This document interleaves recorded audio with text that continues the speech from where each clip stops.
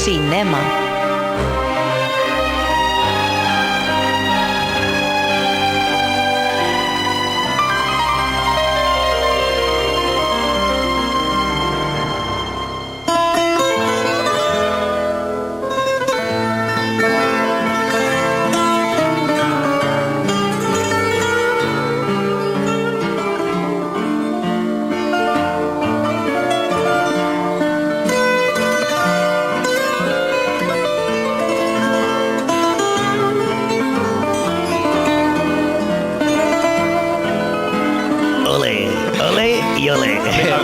A més val a dir que l'Adriano avui ve amb una camisa.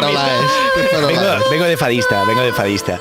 No, francamente, es que yo estaba pensando, ¿qué os parece si dejamos que la fadista Amalia Rodríguez nos vaya tocando el alma con su voz dramática? Pero sí que es cierto que podemos hacerlo en un segundo plano y yo sigo o empiezo, ¿no?, a hablar de esa película que ya he apuntado al principio, ¿no? La vida invisible de Eurídice Gusmão. Pero qué canción, también, por otro lado. Qué voz. Curiosamente, siento como una especie de predilección por el fado y en concreto por esta canción, Extraña forma de vida.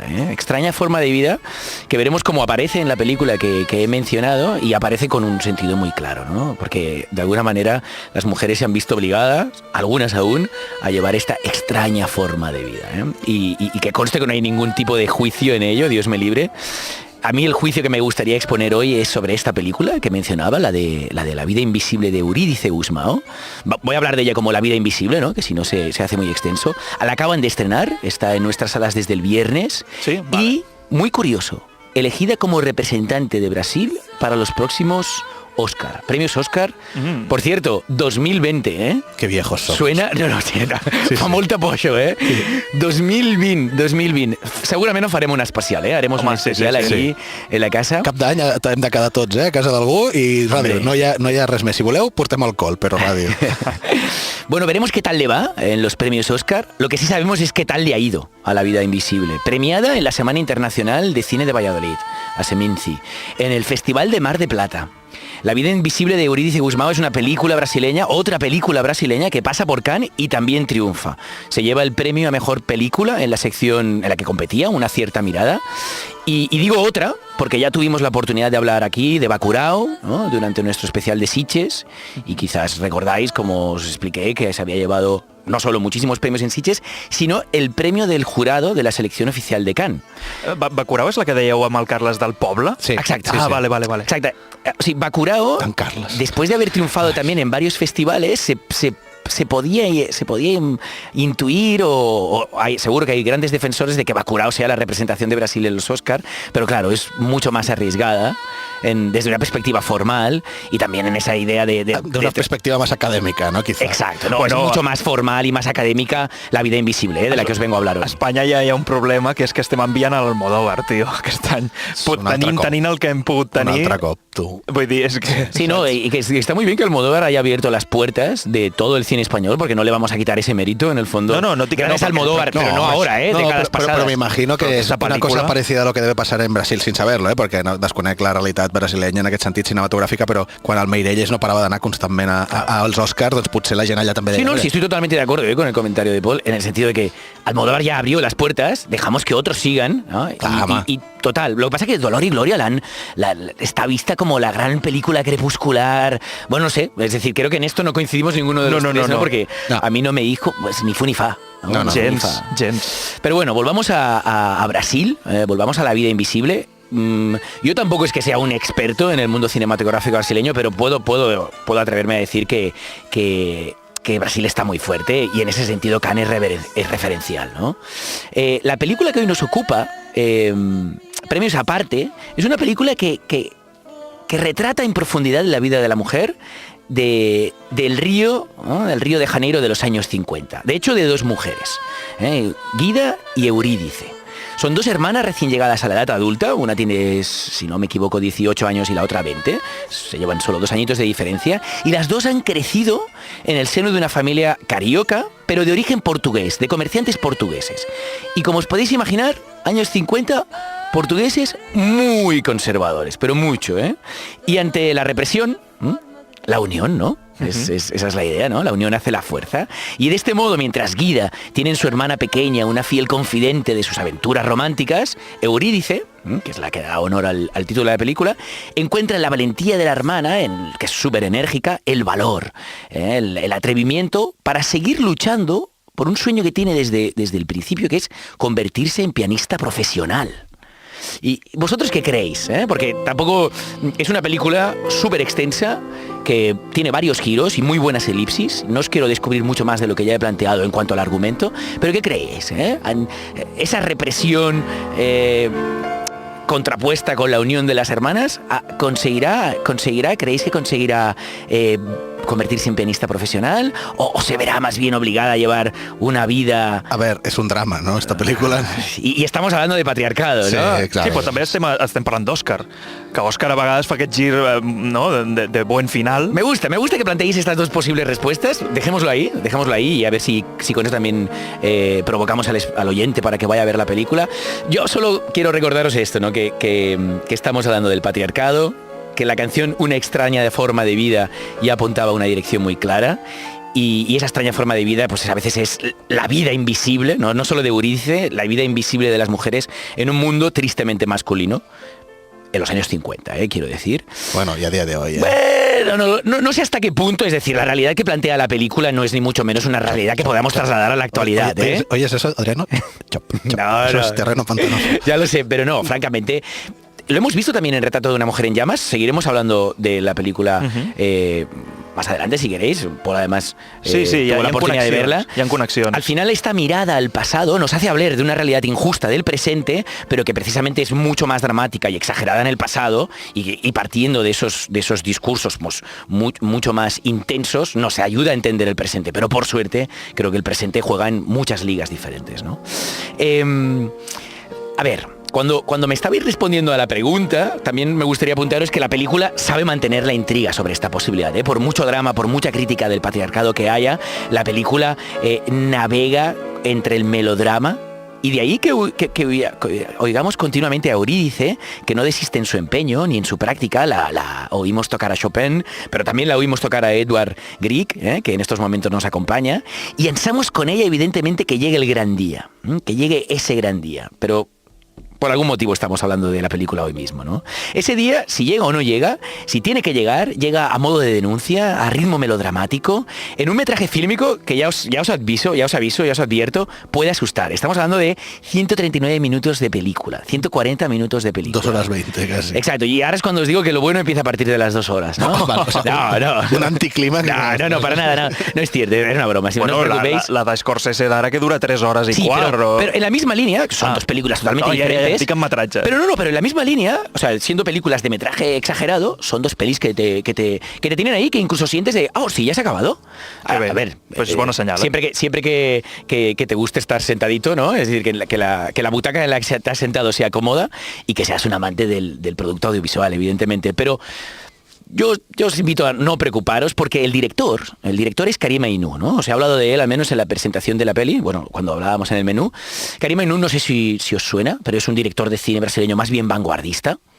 ¿Os suena o no? No. Hostia, igual os doy un par de títulos y lo recordáis, pero bueno, que sepáis así en plan resumen que es un director brasileño de mediana edad, que actualmente vive en Berlín, allí donde se cuece la vanguardia, pero que ya en el año 1989, a finales de los 80, estaba involucrado en lo que se llamaba la nueva escena del cine independiente americano. O sea, estaba en Estados Unidos trabajando para grandes directores como Todd Haynes, por ejemplo, el director de Carol, y le hacía ayudante de dirección no solo a él, sino a otros cineastas. Y cuando empieza a crear, ¿no? Cuando empieza él a pensar en su propio cine, pues ofrece documentales, cortometraje, como Sims, ¿no? Costuras, del año 93, y siendo un cineasta hombre, es un cineasta que siempre ha estado preocupado por la realidad de la mujer. De hecho, de eso nos habla un poquitito Costuras, y él tira, y para poder tener un discurso no tan pantanoso como quizás el nuestro, sí, él tira precisamente de su bagaje en la infancia, donde fue criado por toda una serie de mujeres de carácter muy fuerte. Pensad que con ese nombre y apellido él tiene ascendencia argelina, y bueno, yo también veo como un cuadro, ¿no? en el Brasil de hace 50 años, años, porque tiene 53 años el director, con todas estas mujeres fuertes sacándola adelante en un país que es difícil, evidentemente, ¿no? Yo tuve la oportunidad de conocerlo con El abismo plateado, o Abismo plateado, una película bastante especial que proyectaron en el DA para el 2014 más o menos, pero es un cineasta que sobre todo se dio a conocer con su primer largometraje, que se llama Madame Sata. Madame Sata habla de un personaje, es como un biopic, ¿no? de un personaje homosexual de los años 30 que existió, que estuvo vinculado al mundo de la música, pero que también fue un gamincillo, es una persona de la cultura popular de Brasil, y la película tiene un lenguaje cinematográfico y unas propuestas que ya en su inicio de alguna manera le abren las puertas de la fama, ¿no? Pero volvamos a La vida invisible, que posiblemente después de haber comentado todas estas pelis es su aportación más formal. Ainhoa aún así ha sabido dotar al clásico folletín, si exageramos, de un lenguaje cinematográfico que defiende a su vez un discurso de modernidad. Oye, y además, poca broma con los melodramas, porque ya de por sí pueden gustar mucho y engancharnos. No sé si a todos, pero francamente, ¿qué sería del cine sin Douglas Sirk, no? Yo os comentaba más bien, y quedémonos con ese look cinematográfico, con ese pulso fílmico que te atrapa desde el primer momento.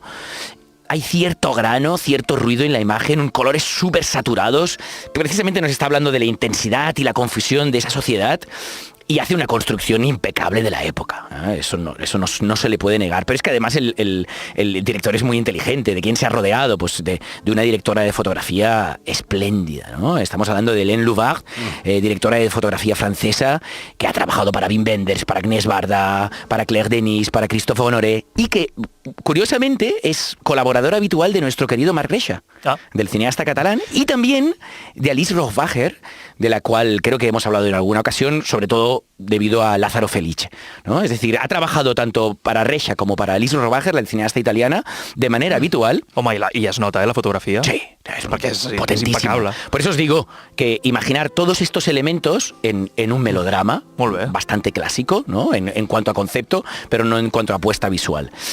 Y es que ya nos lo cuenta desde el principio, es decir, por si había alguna duda cuando lees la sinopsis y ves el metraje de 140 minutos, en ese sentido, Karim te ubica en la primera secuencia de una manera bastante abstracta. Tienes a las dos protagonistas, a las dos hermanas, a Eurídice, que es Carol Duarte, y Guida, que se llama Julia Stockler, dos actrices bastante jóvenes brasileñas, pero con muchísimo potencial, y se nota en la película, y las tienes unidas. En un momento una de ellas decide marcharse, están frente al mar, y en un momento de ellos, una da a entender que se marcha, la otra tarda un poco más, se queda a revuelo, y cuando intenta encontrar a su hermana, no la encuentra. Y toda la secuencia inicial es así, es súper abstracta, en un entorno tropical, un paisaje típico de la jungla del lugar, y hay una idea de búsqueda, ¿no? De búsqueda. Evidentemente es simbólico, nos está hablando de la búsqueda de la mujer, ya sea entre ellas, ¿no? Como hermanas, que sería la parte más literal, pero también la búsqueda de la mujer en la sociedad, ¿no? Y buscar y encontrar un nuevo destino. Que esto es algo que conecta perfectamente con la película que hablábamos, ¿no? Con el retrato de una mujer en llamas. Si aquí son dos hermanas, allí tenemos que eran dos amantes. Pero ahí hay esa idea de búsqueda, de necesidad de entender a la otra, y sobre todo de partir de personajes muy diferentes, que puedan estar en una conexión o que puedan apostar por la sororidad tan necesaria, pero que en todo momento entiendes que son realidades, que son representantes del género femenino muy, muy, muy, muy diferentes, ¿no? Y eso es algo que además no solo lo conecto yo como espectador, está conectado seguramente de manera casual, porque el mito de Orfeo, que en el retrato de una mujer en llamas... Molt interessant aquesta escena, també. Exacto, ocupa una secuencia bastante importante, ¿no? Donde están las dos protagonistas del retrato de una mujer en llamas y la criada también, la tercera protagonista femenina, comentando el por qué Orfeo se gira, y pierde. ¿A quién pierde? A Eurídice. Su gran amada es Eurídice, que es el nombre de la protagonista de la película de la que os hablaba, y también de la novela, ¿no? De Marta Batalla. Todo cuadra en esta gran empanada. Y yo ya para acabar... No sé si... ¿Cómo estamos de tiempo? Justitos. ¿Estamos justitos? Fatal. ¿Estamos fatal de tiempo o no? No, bueno, estem en minut 46. Pero vamos a acabar de manera breve. Bueno, no, mira, os lo dejo. Y a mí me gustaba acabar de la misma manera que he empezado, ¿no? Con Virginia Woolf. Si nos da tiempo, os leeré un pequeño párrafo que ella escribió sobre la doble realidad de la mujer. Tenemos que volver a recuperar esto, la época, ¿no? Bueno, en Virginia Woolf hablamos de principio del siglo XX. Esta doble realidad de la mujer en la vida real y en el arte. Como en el arte podía ser una musa súper respetada y en la mujer era una mujer maltratada, ¿no? Un personaje maltratado. Lo vamos a dejar ahí y lo leemos después de la publicidad.